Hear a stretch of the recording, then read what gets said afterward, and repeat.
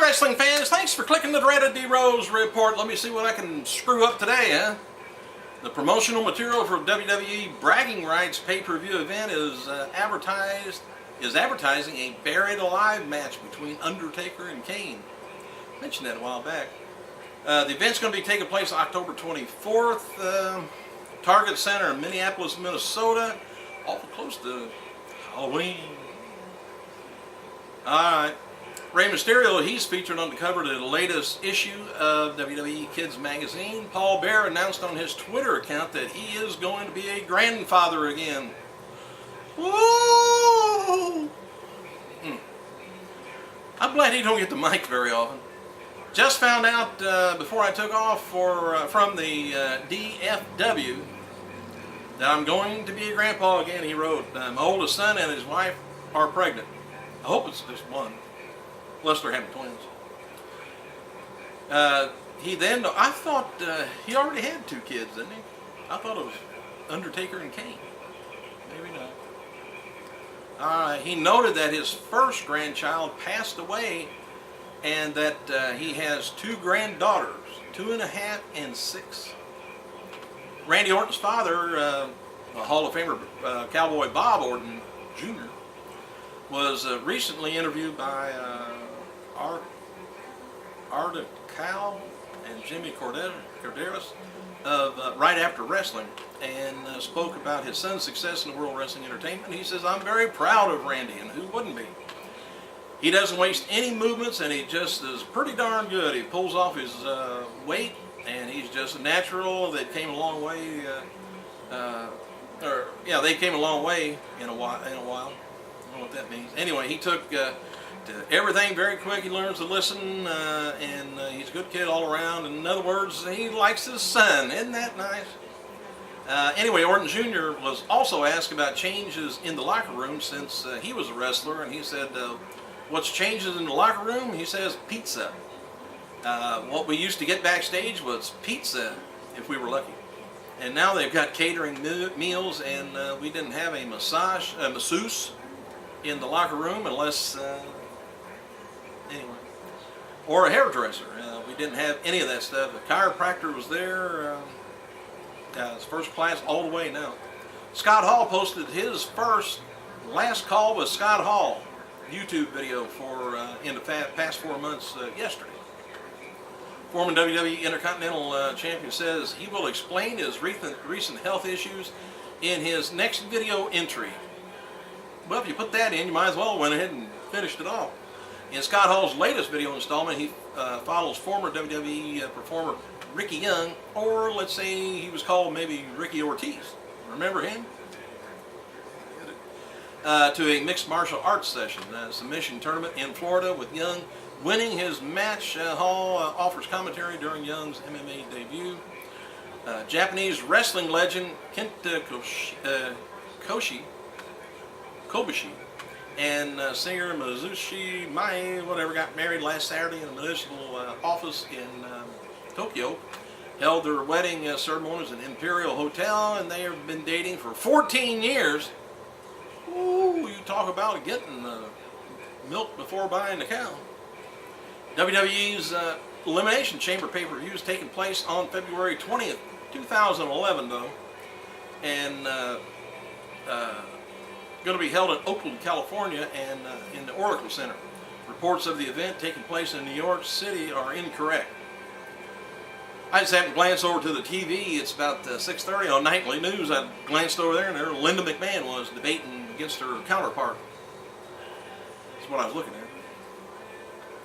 Anyway, today's marks the 13th year anniversary of Kane's character, who made his debut at Bad Blood in Your House. Paul Bearer introduced the character, who proceeded to cost Undertaker a victory against Shawn Michaels in the first ever Hell in a Cell match. FYI. For those familiar with the Ted DiBiase Virgil angle from the 1990s era, WWE are posting the John Cena Nexus storyline, very similar, with the idea of Cena's treatment will have to be urging fans to fight back against his leader, Wade Barrett. Creative do have a definitive finish in mind. for the storyline, though. But it's going to be continued to be booked week by week as it stands. So we don't know what's going to happen. And some of you guys may have figured it out. Edge will be starting the program with Jack Swagger over to SmackDown, by the way, following his draft last night, which was a quick draft. Alright, TNA Knockout Champion Taylor Wilde announced on her Twitter that she has dislocated a bone in her foot, and then noted that a doctor was able to put it back in place. Taylor, I've located a bone, and you can put it wherever you want.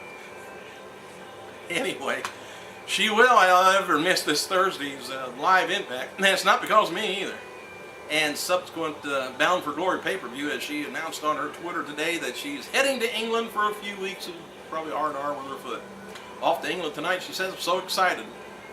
Anyway, TNA Knockout Chelsea has launched an account on Facebook, Twitter, eBay, YouTube, and has confirmed her official website is AllisonSkipper.com. Chelsea noted yesterday on her Twitter that her purse was stolen. Hey, I don't steal anything. I've got a bone that, anyway. To whoever stole my purse, she says, I hope you are happy, but remember what goes around comes around, she wrote. TNA's Women's Champion Angelina Love appeared on the latest edition of TNA Espanol. Jillian Hall announced on her Twitter account Saturday that she's going to be taking a break from World Wrestling Entertainment airwaves to work as a trainer for the company's up-and-coming female talent. Taking a break, she says, sharing my knowledge with the younger ladies, hoping to guide them in the right direction, just want to put the rumors to rest, and please don't teach them to sing. Dance, okay. As reported last week, the WWE officials had to decide to remove Hall from the main roster and assign her to training with the organization. So they did. Jillian Hall, I'm talking about. TNA wrestling officials are hopefully that the disclosure they at Bound for Glory will hook a number of fans to purchase the pay-per-view event. The widespread assumption amongst the TNA locker room is that they will be revealed as a combination of Hogan, Bischoff, and possibly Jeff Jarrett. If that's it, I may not watch TNA no more. I may bitch even harder about it. I hope it's not that. Anyway, though, of course you got Russo over there, you never know. He's in love. Though D'Angelo De Niro cut what was described as a heelish promo on Thursday's Impact, maybe believe he, Sting, Kevin Nash will turn babyface once they arrive, says Pro Wrestling Torch. Jeff Hardy's fiancée, Beth Britt, who is pregnant with the TNA superstar's first child, released a message on her Twitter asking people to respect their privacy.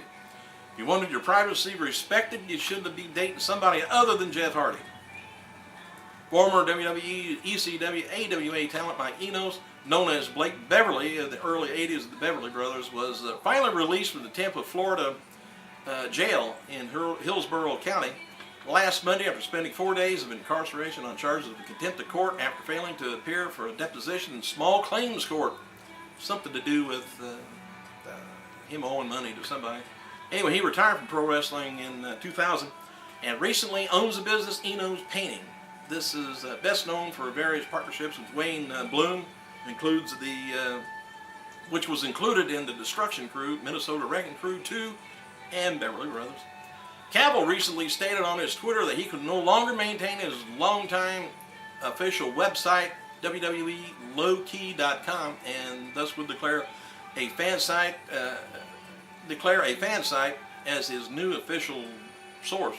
He announced today that Cavill-source.com has been chosen as his new official website. Today's John Morrison's birthday. He turns 31. Great wrestler. Hey, I got more to tell you, but I'll just save it till tomorrow. I thank you for clicking. And Angelina Love, or Velvet Sky, or whoever. I got a bone to pick with it. I gotta go.